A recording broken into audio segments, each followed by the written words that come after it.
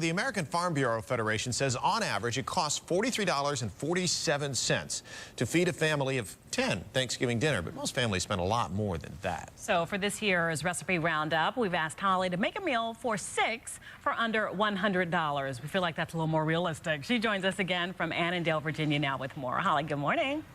Good morning. We are now on to maybe my favorite part of the Thanksgiving meal. Carbohydrates. I love the mashed potatoes. I love the stuffing. In fact, I could have just that. So that's where we are in our menu. Daniel is at the stove, and Denise and Bill are over here on the side. And so where are we beginning? Well, we start over there with mashed potatoes. Mashed potatoes. Okay. You, sister, you're the mashed potato lady. Yes, okay, a staple at the Thanksgiving dinner. We just boiled up some potatoes, okay? This was not part of our budget because it's not food, but I recommend everybody buy one of these. It's about 30 bucks and it makes the best, lightest, creamiest, fluffiest mashed potatoes. So once your potatoes are boiled, you just put them right in here and watch how cool this is. See, that could be something you could ask for Christmas or for Hanukkah, and then use it next year. Yep, okay. Oh, so, wow, so that does come out like that, yeah. So we did a bunch of them, and in the essence of time, I'm going to go ahead and add our ingredients. A little bit of salt. A little bit of salt. Okay, a little salt. And I never know how much to add. Oh, doesn't matter. Yeah, taste it along the way. Taste it along the way. Okay, that's a good little tip. pepper, okay. I'm going to add some milk. Whole milk?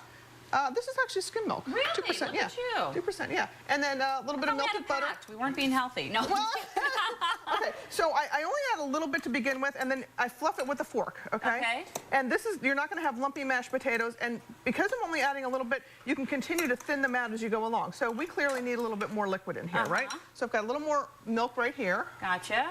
Okay. The milk warm? I got a little more butter. I usually warm it in the microwave. A little more butter, okay?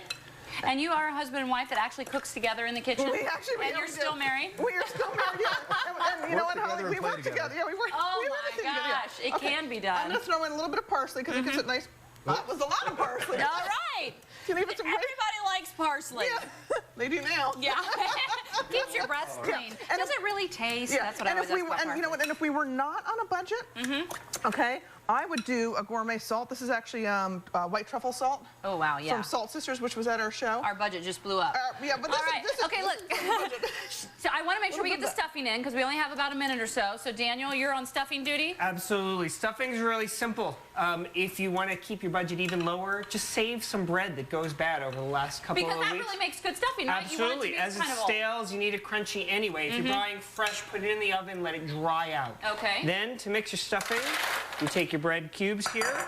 We throw in some sauteed, a whole lot of butter here. Yeah. It's funny, they're referencing Metropolitan. He's following the pact. A whole lot of butter. This is a Paula Deen version with a whole stick of butter. There you go. A whole stick of butter, right? So you put in a lot of butter because just like you put butter on bread, you're going to have butter mixed in here. If you like meat in your stuffing, you That's can how use... I like mine. Bill, that's where you come in. That's me. I find Bill's myself role. asking this a lot. Bill, what are you contributing here? I'm kidding I like the sausage stuffing. Yeah. Denise doesn't like sausage stuffing, so usually we do like half and half. See?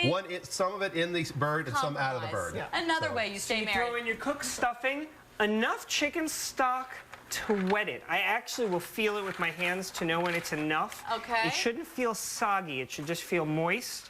Throw in some sage, some salt, some pepper, and some egg. Some eggs. I'm out of time, so are we almost there? We are. Here's what it looks like.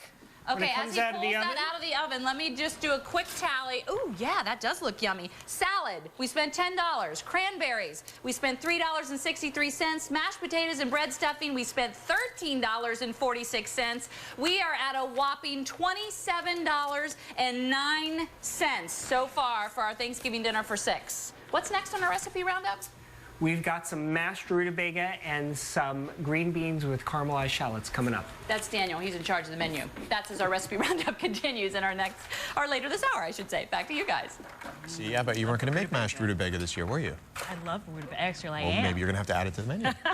All right, Holly, thank you. It's one of my favorites. Then in this year's recipe roundup, we're making Thanksgiving dinner for under $100. Up next, Holly is tackling green beans and mashed rutabaga. Delicious. Stay with us. It is a Fox 5 Thanksgiving tradition that we share with you. The day before Thanksgiving, we present our recipe roundup so you can get some new ideas for your holiday dinner. This year, though, we've thrown in a twist, sign of the times. We're doing dinner for under $100. Holly Morris joins us again live from Annandale, Virginia. Holly, I love the rutabagas and green beans. Let's do it. I know. This is going to be the healthy part of our Thanksgiving meal, and we have indeed rounded up some economical recipes. My partners in crime, Bill and Denise and Daniel Traster. They're the founders of the Metropolitan and Entertaining Cooking Show, and Daniel is the culinary director, so they know what they're doing. So let's go ahead and start.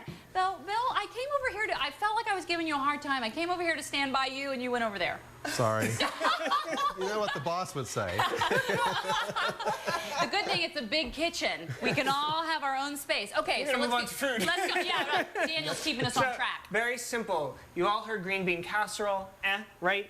Jazz it up. You take green beans and shallots, caramelized shallots. If you've never caramelized shallots before, these little onion-looking things, peel them, slice them, toss them in some butter. More butter, I love it. More butter. Just cook it What for did I say about being healthy? There you go. Just cook it for a short while. They'll start to turn brown, and they're ultimately going to look like this. Let me shove that under the camera. When you have this, you can turn off your heat and leave it. Take your green beans, put them in boiling water. Yeah. Till they're just tender. Okay. Then Don't leave them too long because they'll get soggy, right? Right. To stop the cooking, you throw them in an ice bath. Simple. Ice and cold water. Okay. Now, when it's time to serve, most of the work is done. All you have to do is take some a little more warm butter just to warm it up. More butter! Some shallots. You know, Paula Dean at the Metropolitan Cooking and Entertaining Show does this all the time. So, we've got our shallots, we've got our green beans. It'll start to warm up very quickly, and you get to serve as soon as it's warm. That's really good. On to the rutabaga. Rutabaga. Now, I wouldn't normally think of rutabaga as a traditional Thanksgiving dish. I know. This actually came from my grandmother Sullivan. She brought it over from Ireland with her, and this was served at every single Thanksgiving, every single Christmas. And rutabaga is also known as yellow turnip. Oh, really? Yes. Okay. So you just cut it up, and you dice it, and you put it in a pot, and you boil it, and this is what it looks like when it's finished boiling. Super easy. Guess what we're going to add? Butter! More butter! More butter, yes. We're going to take a little more butter and put that in there. Absolutely. Butter and brown sugar, and that's it. Really? And then you take a potato masher. In the last segment with the mashed potatoes, we were using a potato ricer. Yeah. This is a potato masher. Yeah. A lot of and potato a lot of potato. Yeah. So you just mash this until it's like a mashed potato consistency. Okay. Okay. And you can add a little bit of salt and pepper to it. And I also want to add this, as you're adding that, that not only is she doing her grandmother's recipe, but she's doing it on her grandmother's cutting board. Yeah, this is my other grandmother's cutting board. How funny is that? And isn't it fun to kind of have things like that? And as we're cooking together in the kitchen to tell stories, isn't that part of Thanksgiving? It is, yeah. In fact, when I moved to New York right out of college, I went to my grandmother's house and I raided what was sort of left over in her kitchen that my two older sisters hadn't taken. So I actually got the cutting board and a couple spatulas and I think a pot. And that was it. See, there you go. The stories have already begun. But here is the story of what we've been spending. Let's recap from this morning. We started out with salad. That came in at $10. We did our cranberry sauce, $3.63. Mashed potatoes and bread stuffing cost us $13.46. And our green beans and mashed rutabaga, veggies are cheap. That only cost us $4.39. So far on this Thanksgiving meal, we have spent $31.48. Up next, can't have Thanksgiving without the turkey. We're talking turkey in our next hour. Back to you guys. I'm already getting full just with that was good, huh? everything else that you got on there. We're still under budget, too. That looks good. Oh, boy. All right.